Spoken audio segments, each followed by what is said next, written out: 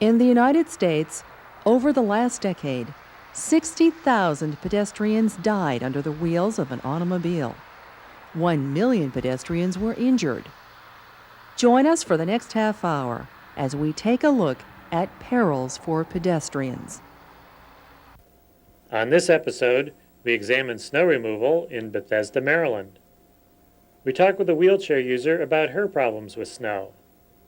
Then we head to the Capitol in Annapolis for a statewide Bicycle-Pedestrian Symposium. The Access 2000 report identifies obstacles near transit stations in Maryland. Finally, we take a look at transportation demand management. Stay tuned.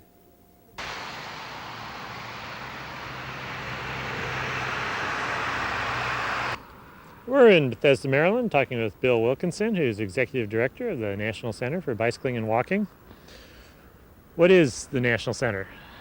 The National Center is the new name for an organization, our organization. It's been around for 22 years, the Bicycle Federation of America. We've been doing pedestrian and walking related projects too for over 10 years, so we thought it was time to rename the organization to better reflect the scope of what we do. We're a small national nonprofit that works on creating bicycle-friendly and walkable communities. One of those communities that may or may not be walkable is Bethesda, where we've had a couple of snowstorms over the last couple of weeks. What's been the impact of that on pedestrians? Well, I'm one of those pedestrians, and I live about a block from where we're standing right now, and right across the street from my bus stop. It's been 2 weeks since we had our snowfall. My bus stop still is buried in over 2 feet of snow. The paved area that the county put in, and the little walkway to provide access for handicap is covered in 2 feet of snow. There is no access for the handicap there.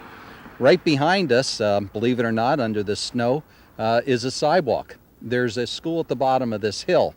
The school's actually undergoing reconstruction right now. The sidewalk is still buried in snow. The road has been cleared down to the pavement and is clear and dry. It turns out that my county, one of the richest, wealthiest counties in the United States, doesn't require private property owners to keep sidewalks clear, nor does the county or the state take responsibility for keeping sidewalks clear, although they work on roads in a feverish kind of pitch to get them clear.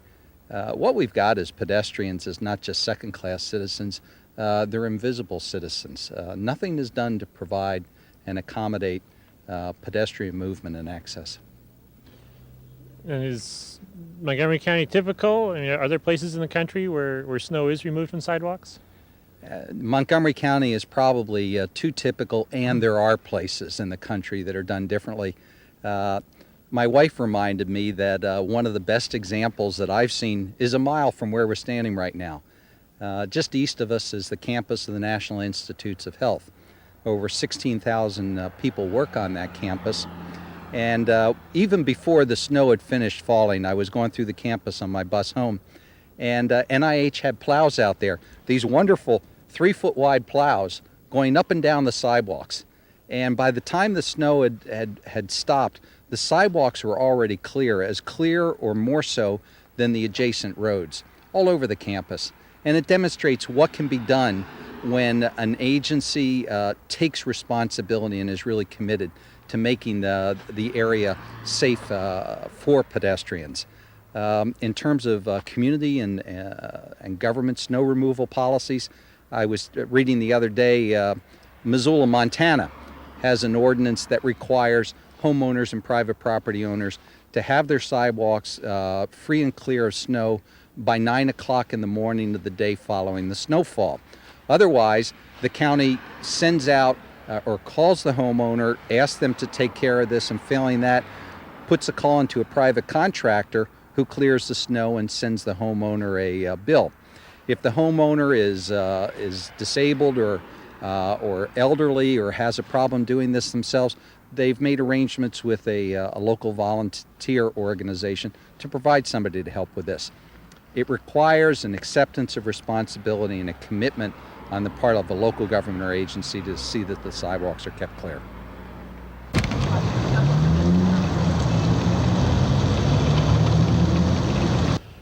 We're in Bethesda, Maryland, talking with Beryl Nerman. What does snow mean to you? Snow means that I'll have a difficult time getting out for days after the snow falls. The biggest problem has been the sidewalk clearing that's taken place after the major snowstorm we had Monday and Tuesday a week ago. A week ago, and it's still difficult to get around? Yes, because what street crews often do, they push all the snow to the sides. That buries the curb cut, so I can't find them, even though I've lived here for some time. And then also people shovel walkways, and I've heard that they've piled more snow often in the curb cuts as they shovel. And then what happens when people shovel a whole bunch of snow, they only leave a footpath for pedestrians, but not someone who uses a wheelchair. And so that leaves a problem. And in the few places that curb cuts are clear or are partially cleared, often people don't realize that the curb cuts are constructed so they have two high sides and a flatter middle.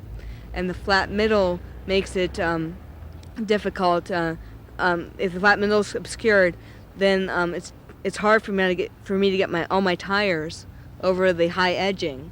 The other night I went to the library at Tinleytown, Friendship Heights, and they cleared some of the snow off, but like a big edge was exposed, and I was trying to go down the street in Wisconsin, with all the traffic coming, because it was about 6 o'clock at night, and I couldn't find a driveway that had enough snow clearing, and it was icy, and I even went to the end of a block all the way on the opposite end of the library, but that was still all buried in snow, so I had no choice. Eventually people had to pull me up on the sidewalk, and the library was they tried to clear it, but they just weren't aware of what it really means to make it wheelchair user friendly after a snowstorm.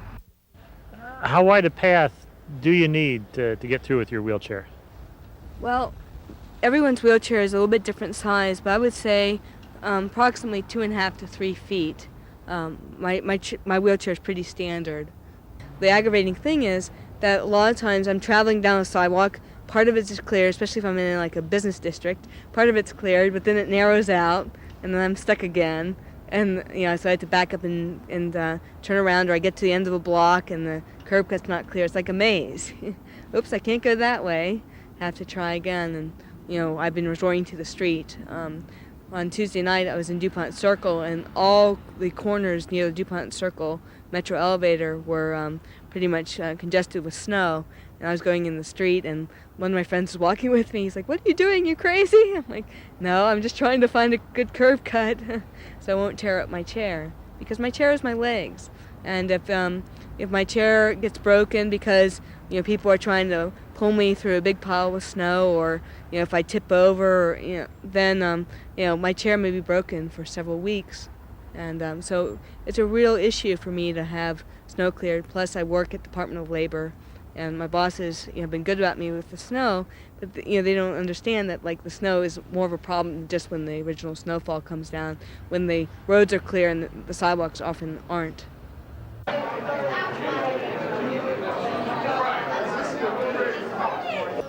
We're in Annapolis, Maryland, talking with Bill Kelly, who's chair of the Maryland Bicycle Advisory Committee. What is the Bicycle Advisory Committee? It's a group of civilians, volunteer people working with the state people to inform and guide our state transportation people how we can better coexist as pedestrians, as bicyclists, and as motorists in the state of Maryland. And we're here in Annapolis in the delegate's office building. What's going on here today? Well, we have probably close to 30, 35 different groups around Maryland. Maryland's 10,000 square miles, 5 million people, and they've come from Allegheny County, from Eastern Shore, from Baltimore, Washington, all over the place to show that all these wonderful things are happening in Maryland. It's really surprising to see people say, geez, I didn't know this was going on. I didn't know this was going on. And we kind of directed people to their county, Howard County, and Arundel County, that these are happening. And it's an information symposium of getting the information out to the people that we're working on their behalf to make their quality of life, to make their life a little bit better, both in their park, recreation, and also transportation. The bicycle pedestrian is the main form of transportation long before the automobile ever came, and we're only getting a small part. We need to get more federal funding, state funding into bike pedestrian transportation. So this is what we're trying to do, and this is our way to do it. We only do this once every 2 years. We're here to talk to ourselves first, so we get to meet each other. There's probably about 40, 45 of us here. We all have our little tag on that says the Bicycle Pedestrian People of Maryland. We have our names on it, and we've been here since early this morning. We'll be here until late tonight, 9 o'clock tonight. And then we'll hopefully our message, we're giving out our directory, which has close to 100 names in it, that tells the people who they are. Take this home with you. I'm number 42. John Wetmore is number 36 in there. Jim Vance, who's operating the camera there, he's number 30-something. So it's really neat. And this is strictly a volunteer group. This is the group coming together, the Washington Area Bicycle Coalition, the College Park Area Bike Coalition, of all of us putting our effort, our time, our money to educate. That's pretty, that's a long answer, John, but it is a long answer. It's a long subject. And what sort of interaction do you have when you bring all these groups from around the state here? The first thing, we have like off-road people who want to ride on trails completely off the road, and that's one group. We have another group who want to ride on the roads who don't want to ride on the trails at all. So we have an interaction between our own groups, and most people start riding bicycles kind of off trail, build up their confidence, build up their experience, and then they move to the roadway. If they're trying to go to work, they're a little bit more quicker. They have less time to get there. They want the most direct route. So we're trying to bring both groups together because both of them have a valid point, and we need to work together. And that's the interaction that we're working today. We hope to continue into the new century, into the new millennium. If some of the state legislators happen to wander through here today on their way to hearings, what would you hope they would get out of this? First off, that we're an established group of people. There's over 100 people in this group who are from all over the state who are really dedicated. Most of them are professional people, educators, policemen, firemen, news people, just all different people that we know we're the visionaries. We're actually the visionaries. We know that we have to do something different. We cannot build our way out of this gridlock. The roads are getting more crowded. There's less place to expand the roads, so we have to do things differently. Not just bicycling, it'd be walking, it'd be telecommunication, it'd be the bike on the bus, bike on it. It's a combination. Our transportation director, John Bakari, talks about balance. He talks about balance between the rail and the cars, but he's got to go further. It's got to be pedestrians, it's got to be bicyclists, it's got to be a combination of all those, and not any one part's going to do this. And I think we have the thoughts, we have the money. We're lacking in the leadership. Our transportation people are not looking far. We're still trying to get the bikes on the MARC train. We have difficulty there. We do get them on the Metro train. We have them on all trains in Maryland except the MARC, the Maryland Area Rail Corporation, which runs a commuter-type train. We have people who want to bring the bikes on the train because transportation is like a dog bone on either end. People will walk 1 or 2 blocks to the train or the bus, but they can ride 1 or 2 miles. And then you put your bike on the bus, and it goes the other way. So it expands the ridership. Right now, people can't walk 1 or 2 miles to the bus because it takes too much time, but they can ride it in a tenth of the time it would take them to walk on it. So it's educating, it's broadening our transportation options. It's called smart option or smart growth. The governor wants smart growth. We want to allow people who want to walk or want to ride their bicycles, we have to give them a safe place to do it. And this is very, very important, John.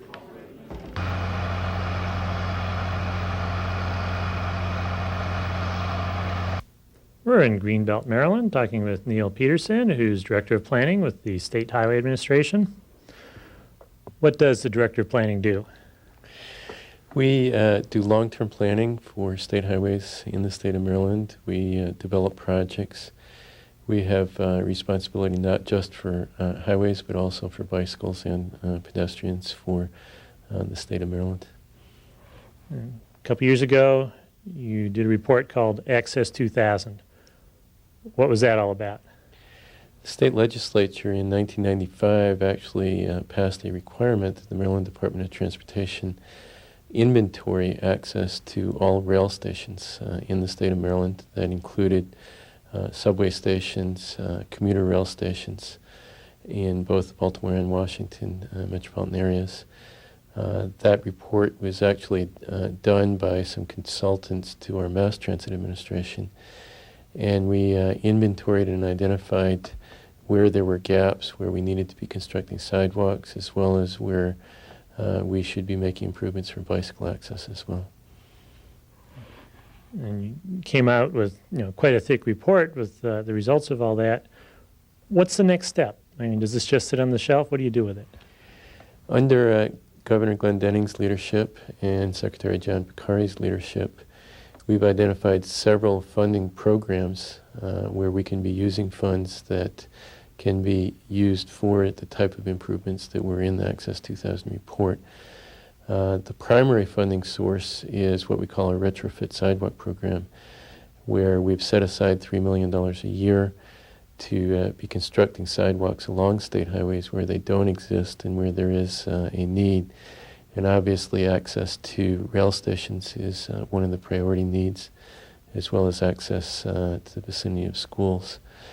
In addition to that, we have programs in both the State Highway Administration and Mass Transit Administration called neighborhood conservation projects, where we go into older developed areas and make improvements to the street, the drainage system, and the sidewalks. And we've been making a number of sidewalk improvements.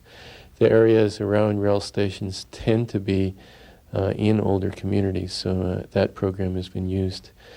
We also just recently met with Secretary Picari, and he has identified providing more sidewalk improvements to rail stations as a priority for projects in the neighborhood conservation program, where we might just do sidewalk improvements and not go in and do the other improvements like roadway and drainage improvements. So we have a definite commitment as a department to be implementing the highest priority improvements identified in that inventory. And rail systems in Maryland, you've got the commuter rail, you've got the Washington subway system, the Baltimore subway system, Baltimore light rail, and the sidewalks and bicycle amenities around them. Some are on state roads, some are on local roads, some are on county roads. How do you coordinate all these different entities, the different transit systems, as well as all the different jurisdictions involved in trying to make these improvements? One of the things that's somewhat unique about Maryland is we have a Mass Transit Administration that not only owns and operates the transit system in the Baltimore area and the commuter rail system for the entire state, but also has planning responsibility for transit throughout the state. And we're very fortunate in that respect, in that they can coordinate transit activities on a statewide basis. Obviously, access to transit stations is one of the most important aspects of that planning coordination activity. They work very closely with the Washington Metropolitan Area Transit Authority, and of course, because they own and operate the light rail, the subway in Baltimore, and the commuter rail on a statewide basis, they have direct responsibility for those stations as well. In Maryland, the State Highway Administration is only directly responsible for the state highways, but a lot of the streets near the rail stations are local roads that belong to the county or the local jurisdiction. What about them? Fortunately, under Maryland law, the Mass Transit Administration has the authority and responsibility for access improvements to transit stations, regardless of whether they're on state highways or not. So under the Mass Transit Administration, a program has actually been set up that enables us to be able to spend some of our sidewalk money on local streets as well. Obviously, with the cooperation of the local jurisdiction, and ultimately with the local jurisdiction taking over maintenance responsibility. But about 90% of the access improvements identified in the inventory are actually on local streets. So a lot of the improvements that are needed are on local streets.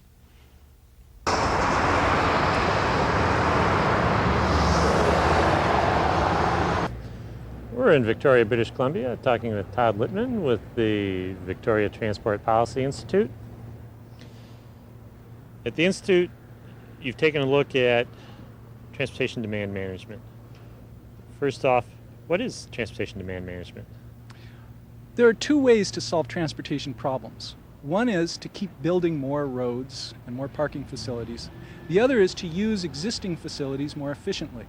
Transportation demand management includes a number of strategies that encourage people to rely more on alternative forms of transportation so that we don't have to build more roads and expand parking facilities.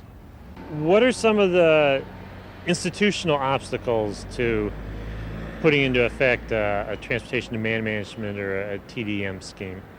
Well, one of the problems is that there tends to be a lot more money available for building roads and widening roads than there is for these alternatives. For example, at the state level, there's funds that are dedicated just to road building.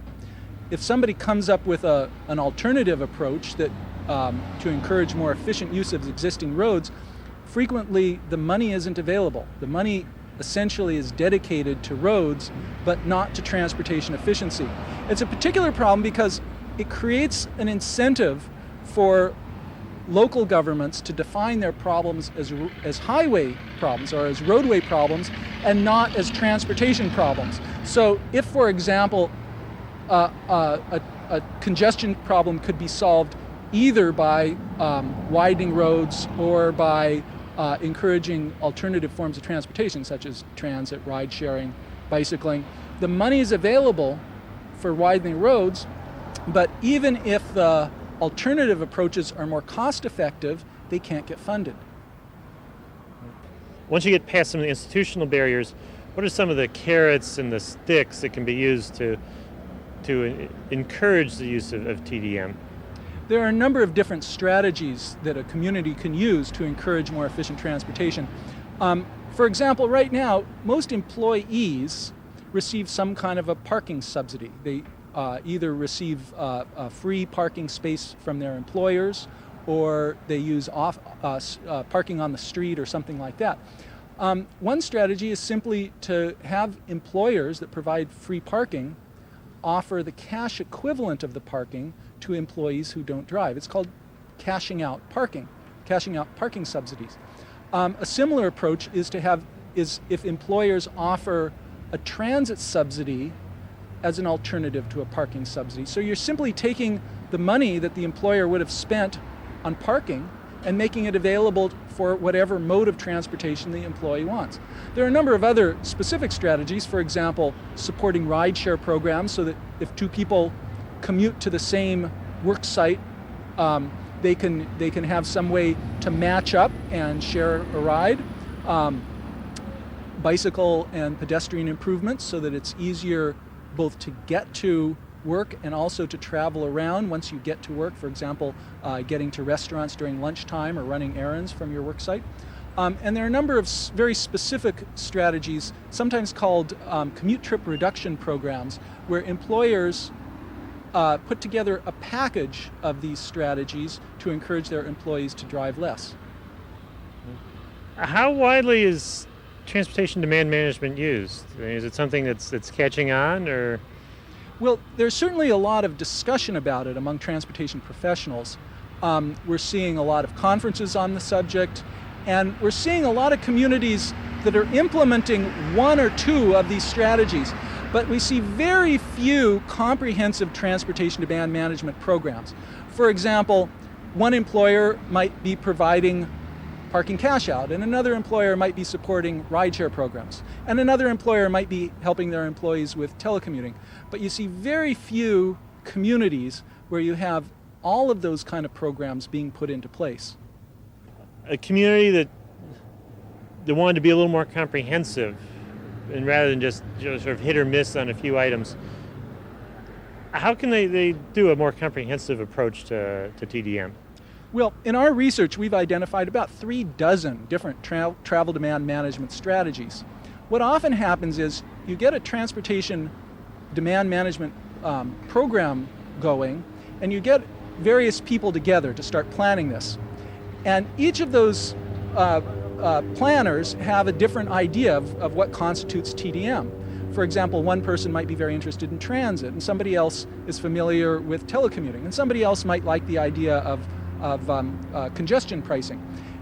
And so you get these big discussions about which one of those strategies is going to solve the transportation problem. Well, in fact, there isn't any one TDM strategy that's going to solve all of our transportation problems. It's a matter of developing a comprehensive program that uses each strategy for what it does best. So in a particular location, you might have a lot of emphasis on transit. Someplace else, there might be more reliance on ride sharing. In certain areas, it's very important to develop your bicycle and pedestrian improvements, not only for people to walk directly to their work sites, but also so that they can access transit, so that they can get around once they get at their work site.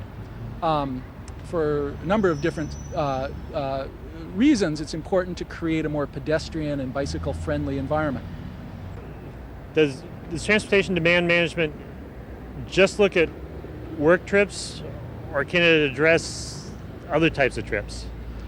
Work trips only represent about 20% of all travel. It's very important that TDM include all types of trips.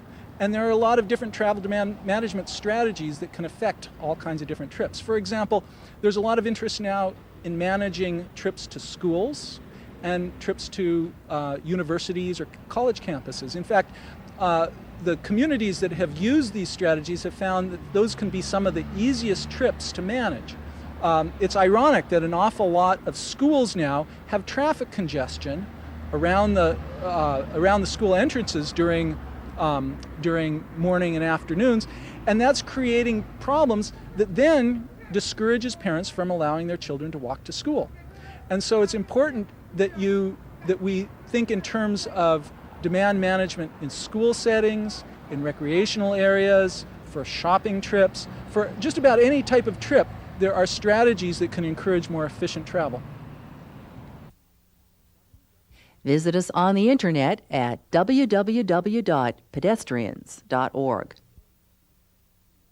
What happens, though, when it translates down to the real world and what we've got here, it's not only to provide the sidewalks, it's to ensure that they're maintained in such a way that they are, in fact, accessible. Because right now, neither the school kids, nor the disabled, nor people like my parents, 79 and 85, are able to go out of the house in many cases.